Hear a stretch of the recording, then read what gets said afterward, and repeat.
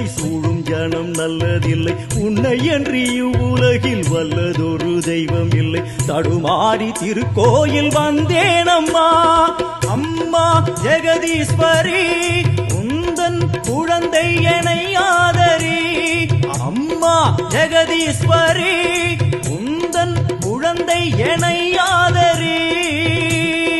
நீ வந்து தாயாக என்னை தாங்கணும், உன் மடி மீது தலை வைத்து நான் ஏங்கணும்.